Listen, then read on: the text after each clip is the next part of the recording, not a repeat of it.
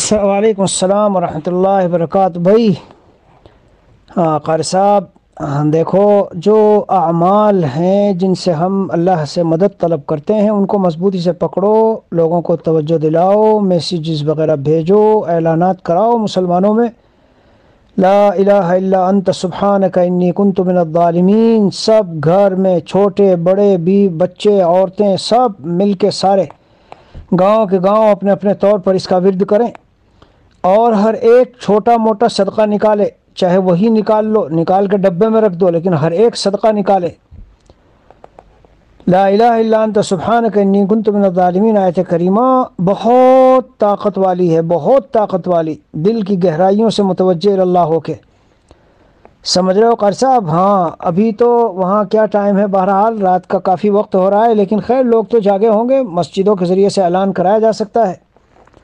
درود شریف اور استغفار، خواتین بیٹھ جائیں گھروں میں درود شریف پڑھنے کے لیے، جتنا درود شریف پڑھا جائے، جتنا استغفر اللہ پڑھا جائے، جتنا ہو سکے، یہی چیزیں ہیں جو مدد کا، یعنی جن کے ذریعے مدد۔ ایک مرتبہ ہم جب ادھر کشمیر جاتے ہوئے راستے میں پھنسے، اتنی بری طرح کہ زندگی کی ایک عجیب سی وہ بس کہہ لیجیے آزمائش تھی، یعنی ایسا لگتا تھا خواب میں تو ہو سکتا ہے لیکن ریئلٹی شاید نہ ہو۔ تو جتنے اعمال ہمیں یاد تھے، میں نے گاڑی میں بیٹھے ہوئے کہا سب کو، میں نے کہا سارے اعمال کرو بھائی، صدقہ بھی نکالو، درود تنجینہ بھی پڑھو، استغفار بھی کرو، لا الہ الا انت سبحانک انی کنت من الظالمین پڑھیں، اسی طرح لا حول ولا قوت الا باللہ ولا ملجا ولا منجا من اللہ الا الیہ، اے اللہ نجات کا پناہ کا کوئی راستہ نہیں، کوئی جگہ نہیں سوائے آپ کی ذات کے۔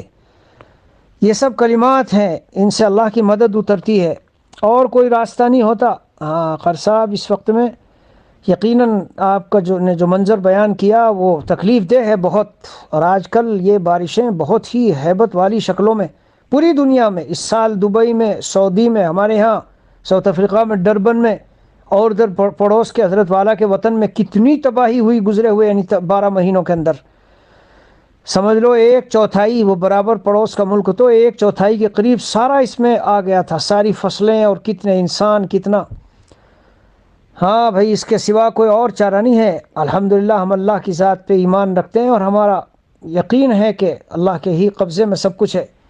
کشمیر میں آپ پوچھو، ساتھی بتائیں گے، یعنی مجھے اس وقت انہوں نے کہا، جب چند سال پہلے کی بات ہے، بڑا خطرناک سیلاب تھا، میں ان کو پیغام بھیجنے والا تھا، اتنے میں سب کچھ کٹ چھٹ گیا، کوئی رابطہ نہیں، سب رابطے منقطع ہو گئے۔ تو بتاتے تھے ہم نے خواب میں دیکھا کہ آپ نے آ کے ہم کو صدائے حقر یہ کتاب دکھائی۔ وہ صدائے حقر کتاب کیا ہے؟ بس اس کے اندر یہی چیز لکھی ہوئی ہے، توبہ کر لے، صلاۃ التوبہ پڑھ لے، آیت الکرسی پڑھے، وہ یہ آیت کریمہ پڑھے، اور استغفار، درود شریف، صلاۃ تنجینہ، حسبنا اللہ و نعم الوکیل، حسبنا اللہ و نعم الوکیل۔ سمجھے قاری صاحب؟ مجموعی طور پہ، اجتماعی طور پہ جتنا ہو سکے، مسجدوں میں، مدرسوں میں، ہاں، اور گھروں میں، اللہ حامی ہو بھائی، اللہ حامی و ناصر ہو، اللہ تعالی